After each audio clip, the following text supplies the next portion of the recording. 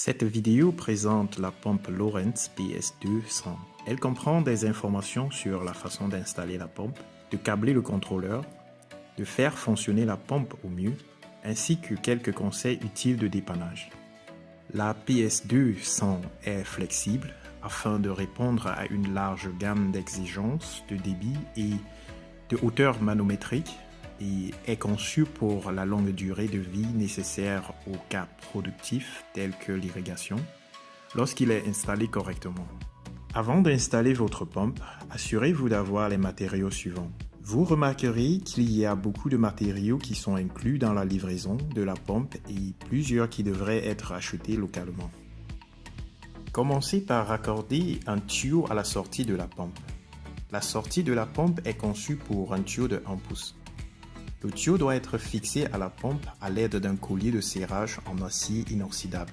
Pour éviter de perdre la pompe, il faut la fixer à l'aide d'une corde de sécurité avec une extrémité fixée à la pompe et l'autre fixée à terre. Dans ce cas, nous l'avons fixée autour d'un bois 2x4. L'étape suivante consiste à fixer la sonde de puits optionnelle sur le tuyau au-dessus de la pompe à l'aide d'attaches de câble.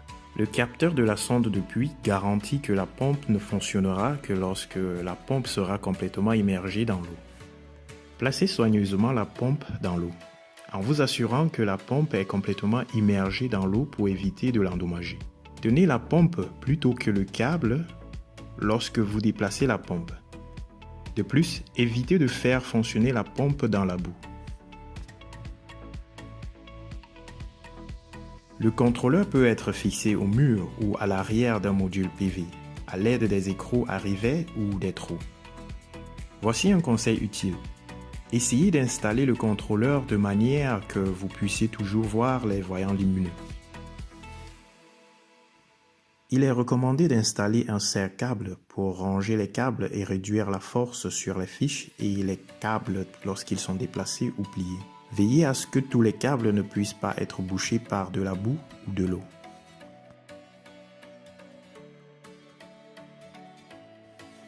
L'entrée A1 doit être utilisée pour le capteur de sonde de puits en option.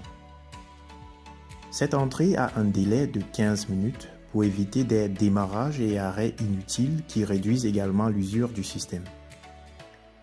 L'entrée A2 est conçue pour allumer et éteindre la pompe à distance. Si aucun accessoire n'est utilisé, les pompes fournies doivent être insérées, sinon la pompe ne fonctionnera pas. Utilisez l'adaptateur MC4 fourni pour connecter le module PV au contrôleur. Ne dépassez pas 50 volts, sinon vous risquez d'endommager le contrôleur.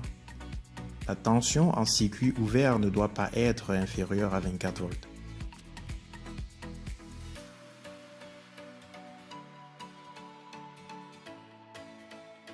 Veillez à ce que le panneau solaire soit orienté vers le soleil. Même un peu d'ombre diminuera la puissance de sortie ou peut entraîner l'arrêt de la pompe. Ensuite, allumez la pompe. Si le voyant vert reste allumé, cela signifie que la pompe est en marche et que vous pouvez profiter de l'eau. Cela peut prendre quelques secondes pour remplir le tuyau avec de l'eau. Si le voyant rouge reste allumé, il est possible qu'un câble de liaison a été enlevé ou que la pompe se protège contre le fonctionnement à sec. Il est aussi possible que le réservoir soit plein. Vérifiez d'abord s'il y a des plis ou des coudes dans le tuyau. Si c'est le cas, redressez-les. Si ce n'est pas le cas, vérifiez que le panneau solaire fait face au soleil et que l'ensoleillement est suffisant.